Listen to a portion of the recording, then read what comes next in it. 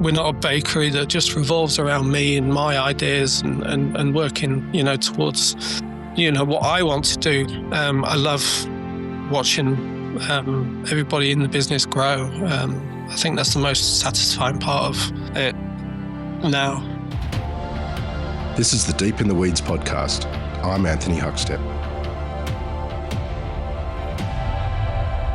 How do you transfer the skills obtained in great kitchens into the embodiment of a modern artisanal baker? Well, today's guest has spent over a decade or so transferring his skills to transform our perceptions and expectations from the humble bakery. Matt Forbes is the owner of Cobb Lane. Matt, how are you? Good, thanks. How are you? I'm good. It's good to get you on the show. You've really been at the forefront of change in artisanal bakery in Australia over the last, I think, almost 13 years. Well, how are things at the moment? Good at the moment. Really, really busy. I can't complain. Tell us a little bit about Cobb Lane. I know it's been a big part of Melbourne for quite a while now, but what are you guys doing there? So we're, like you said, we're an artisanal bakery. We specialise in bread, sourdough breads, pastries, cakes, cookies. We've got 3 stores. We've got 4 stores, sorry, if you include our production site. One of which we opened 2 months ago in the CBD. And a huge wholesale business as well. I'm interested about that wholesale side of things. How do you manage the sort of wholesale and retail and make sure you keep the identity of Cobb Lane as a bakery, but also supply other businesses? Is it a different product line, or how does that work? It's a more streamlined product line. There's a lot of more so the classics, lots of white sourdoughs and lots of croissants and almond croissants. The retail side of it gives us more of an opportunity to be creative, and just a bit more freedom. So there are a lot of things that we do for our retail that we don't do for wholesale. You mentioned the multiple sites. Do they have their own identity? How do you work those sites? Are they sort of a response to the local community, or is it a similar offering for all of them? It's a similar offering, but the shops themselves are all quite distinctly different. We try and work with the building that we're in. It's not a cookie cutter kind of situation. So it's more about the design of the shops and our shop in the CBD is vastly different to our shop in South Melbourne Market or Richmond. Take us back to sort of 13 years ago, or the beginnings of Cobb Lane. What were bakeries like then for you, and what was the opportunity that you saw? There was some really good bakeries opening up at the time. Obviously not as much as what there is today. So you had like your Tivoli Roads, and back when it was much smaller, your Noisettes and things like that. But for me, it was just about producing, the best quality bread that we could at the time, using awesome ingredients, being a part of a community, which we were in Yarraville. I think it was back then. It was really the start of the sourdough craze and the sourdough bakery craze, and everybody, well, not a craze, I don't want to call it a craze, but kind of everybody going back to that more traditional and natural way of making bread. Bread's been a massive part of my career, and pastries have been a massive part of my career the whole way through, whether that being in a small hotels or big hotels. Well, let's have a look at what you're doing at Cobb Lane in a little while, but take us back to when you were young. Whereabouts did you grow up, and what sort of role did food play for you? I grew up in North Yorkshire. My family's Scottish, but we were born and raised in the north of England. Um, had a pretty good childhood. I can't really say, there wasn't anything bad. I had a fantastic family, fantastic parents. Growing up in the 80s and 90s in England, food obviously was probably a little bit, uh, probably you'd say boring. And fine food and gastronomy kind of came into my life in my late teens when I started working in restaurants, really. What was the lure for you to begin a career in hospitality? I loved food. I loved cooking. I was always cooking at home. I'd see, you'd watch your Gary Rhodes on TV or your Brian Turners, and I tried to recreate things at home. A lot of cookies and playing around with shoe buns and basic stuff, really basic. But it was always a part of my childhood, and I really enjoyed getting in the kitchen and just baking. Take us into those early years. What were the really sort of important venues and people that you worked with that helped you get your foot sort of in the door and your career moving? I started quite young, so I was washing dishes from about the age of 14, just in the local pizza restaurant in the town that I grew up in. I left school at 16. I went to catering college. The top, I think it was 4 or 5 students in the second year of catering college all had the opportunity to choose a restaurant to go and do a work experience in. So I went to the bookshop, I bought the Michelin Guide, and I flicked through the Michelin Guide and I circled just random restaurants. There was a few big names in there, but there was a lot of random ones. And I went to my back to college, and I said, I want to go to one of these, please. And they came back to me 2 days later and they said, we can't get you into any of these. However, we do have a relationship with Le Manoir Quête Saison, with Raymond Blanc. So we can send you there. That wasn't on my list, and I'd never heard of them, and I'd never heard of Raymond Blanc at the time.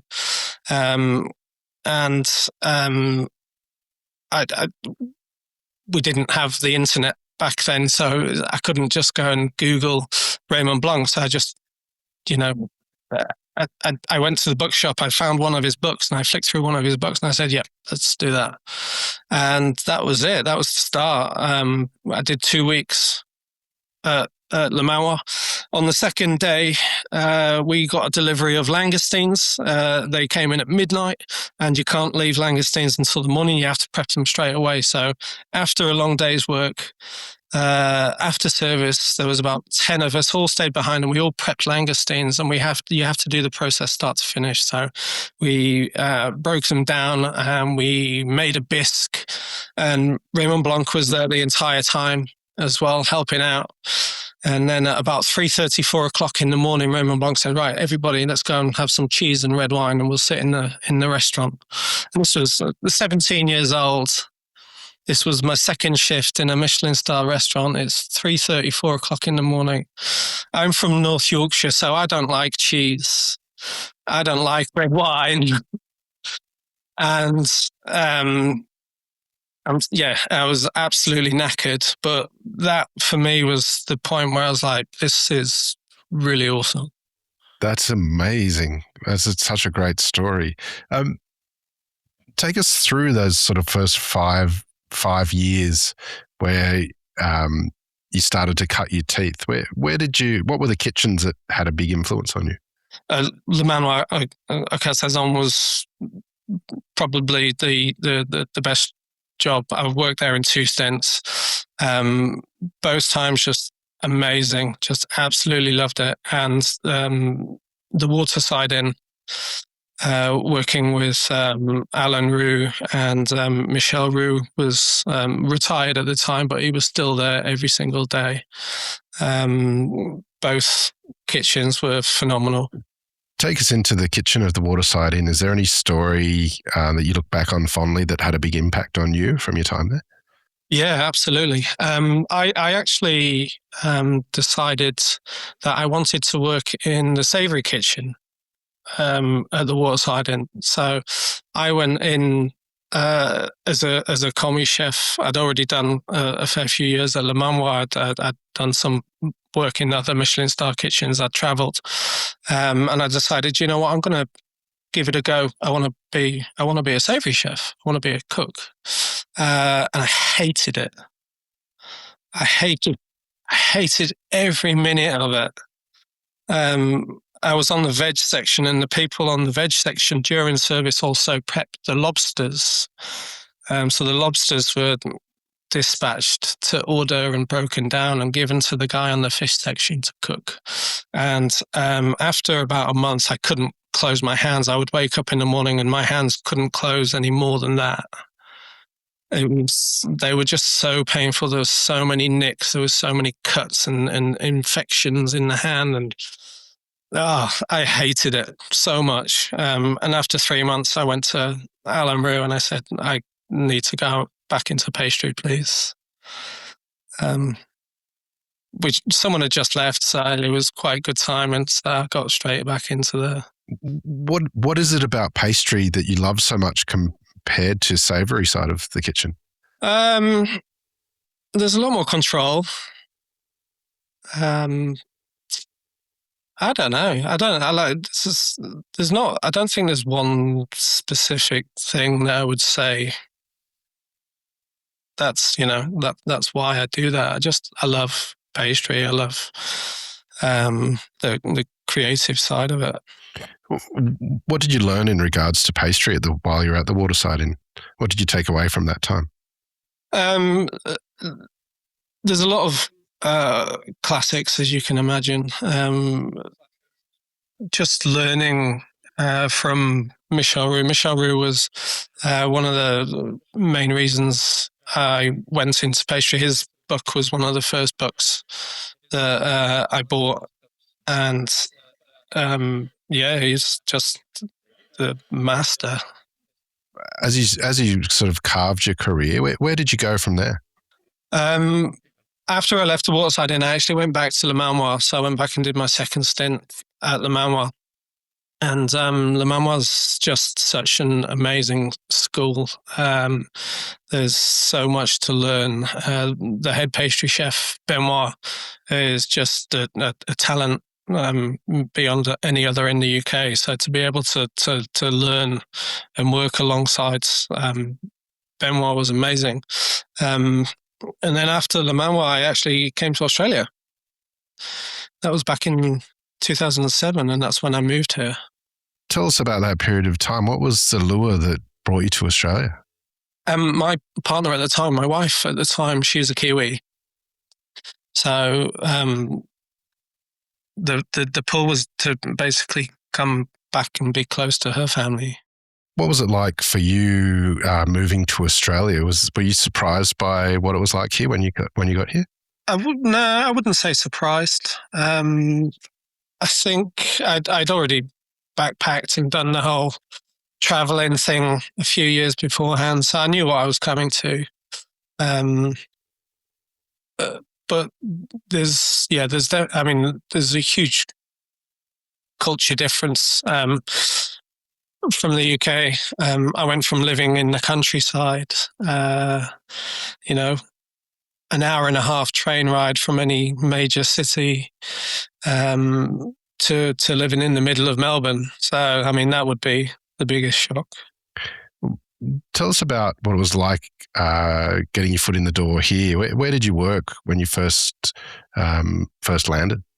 I actually was approached by Shannon Bennett whilst I was still in the UK. An ex-colleague of mine had moved back to Australia and was working at Boudemont, and he mentioned to Shannon that I was planning on coming out.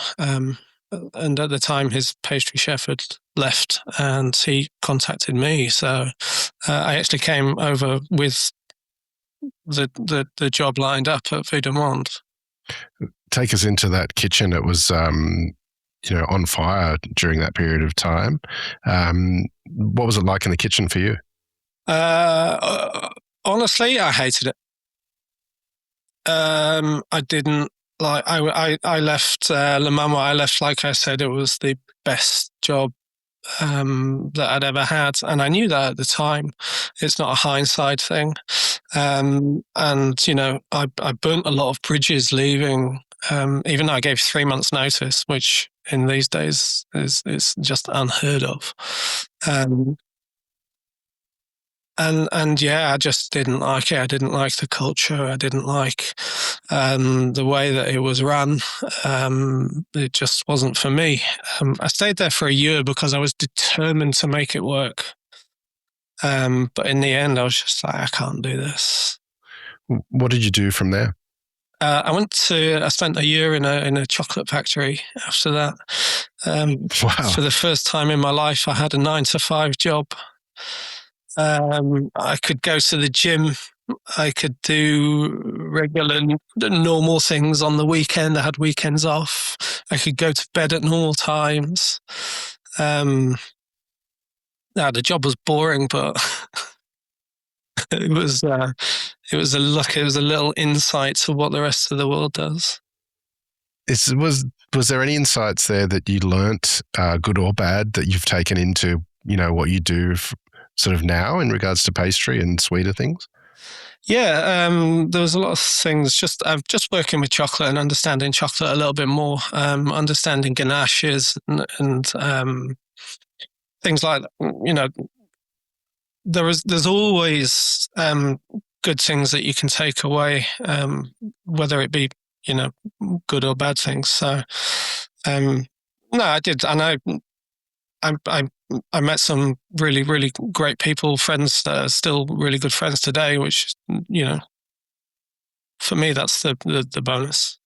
You mentioned you were there for a year doing the 9-to-5 job. What changed after that to sort of get you back into the industry? I actually, the reason I left there is I got a stage at Noma. Before Noma was, what it became. I felt really disconnected from the industry after my experience at Vue de Monde, and I really wanted to kind of restoke my own fire. I wanted to get back into a real full-on kitchen and surround myself by those kind of chefs. And it worked. I loved every second of being in Denmark. I was there for 2 months, and it was just a breath of fresh air. I felt it was me. I felt like I was the problem. And I just needed some reassurance that I wasn't mad. Or maybe was mad. Yeah. Being reinvigorated and coming back to Australia, what was it like then that, full of, being excited about being in kitchens again? It was fun. I kind of jumped around for a while. I did a bit of work for Andrew McConnell when he first opened Cutler & Co. So I basically just went in and worked a couple of days a week so his pastry chef could get days off.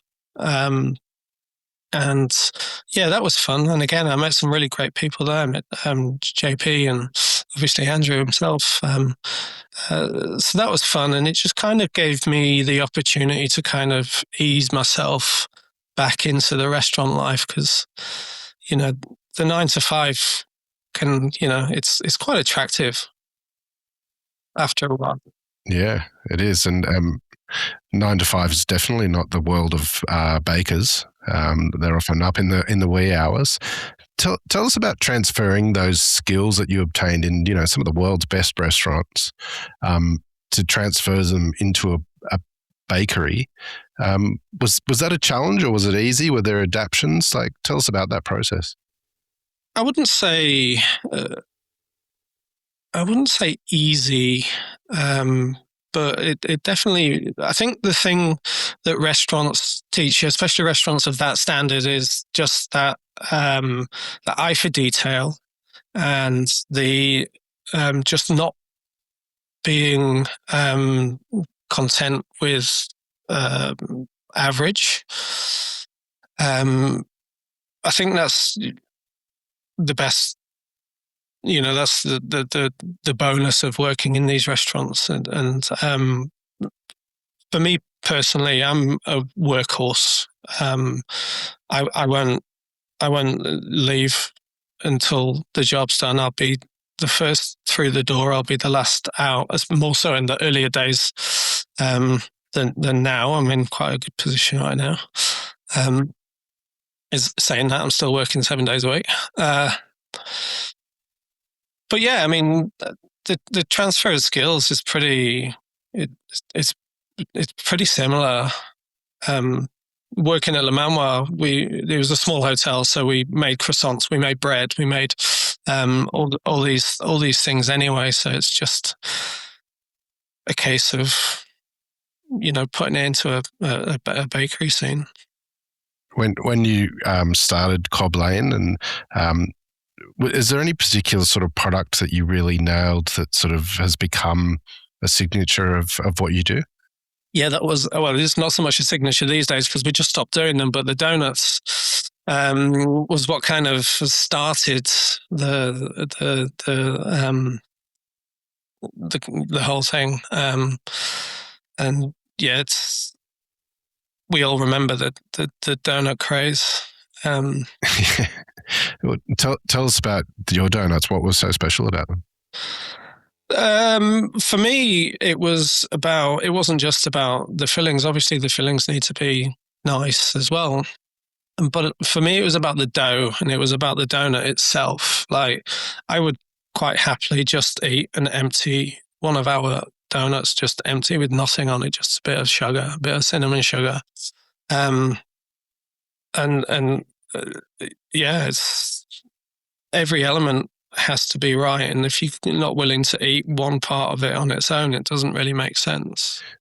The modern sort of artisanal bakeries are kind of cafes in a way as well. Tell us about getting that balance right with your products and having guests, enjoying your offering as well.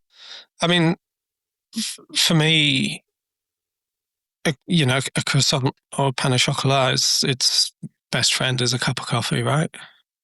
So it's in terms of offering coffee with the pastries, it's a no-brainer. In the early days, we had the cafe. We used to do breakfast and lunch. Getting that balance right is probably more difficult. You've, as we mentioned at the top of the show, you've had Cobb Lane for well over a decade now. If you look back over the years, do you have any fond sort of memories or stories of that you can share with us? I think being where we are now and looking back, and like you said, it's over a decade, 13 years, coming on 14 years, and just seeing the evolution. Like looking at some of the stuff we did at the beginning is quite cringeworthy. And at the time we were like, oh man, this is amazing. But now looking back, it was like, what a waste of time. But yeah, I mean, we used to just it's been a roller coaster. I'm not going to, make it out to have been a fun ride the whole way. It most definitely hasn't. It's been a roller coaster, and in hospitality, work-life balance is a subject that's always talked about, and trying to find that. You mentioned sort of having a 9-to-5 role, and these days you're up pretty early in the bakery side of things. Does the life of a baker give you a better life-work balance, like with your family? Like, what's it like compared to the days of being in restaurant kitchens? It's so much better. Work and you have to bear in mind, when I was working in restaurants, we weren't doing 8-hour shifts. We were doing, 15, 16, 17, 18-hour days. So thinking back on that and thinking, and what it's like now, it's just chalk and cheese. Yes, we get up early. We start work anywhere kind of between midnight and 4 a.m. But I get home in the afternoon. I get to cook dinner for the kids. I get to pick the kids up from school. I get to sit down and relax at the end of the day and have a glass of wine with my wife. So, whereas previously in restaurants, you get up, you're at work at 8 a.m. and you're not home until midnight. So, for me, it's awesome. You mentioned at the beginning of the show the fourth venue that you have, which is a recent opening. What's it like scaling a brand? What sort of advice would you have for someone that's maybe going from one to wanting to add multiple locations? Don't rush. Don't rush. Do your numbers. Make sure it's viable. Don't overstretch yourself. We've been there. It's daunting. It is really daunting because it's a lot of money, especially these days. So, take your time, do it right, get good financial advice. It's incredible what you've created over the last 13 years. What are your plans for the next couple of years? We are. We're going to focus obviously on the shops that we have and maintaining that wholesale business. It's tough. It's tough to say because everything's, there's a lot of moving parts, and there's as much as we'd like to say, yeah, we want to go and open 2-3 more shops. Like I said before, I mean, it's got to be right. We've got to do it right. It takes time. I don't want to rush. We've been in the weeds before, and growing the business for us, it's always been super organic. So yeah, we just take every day as it comes. We'd love another couple of stores, but in saying that, we're not going to just jump into anything and everything. Well, I know there's a lot of people that would love you to have more stores as well. What do you love about what you do? I love the creativity of it. I love teaching. I love watching the guys that come and work for us and work with us grow and become better, and watching them have their own ideas and experiment and, eventually produce something that we can serve in the shop.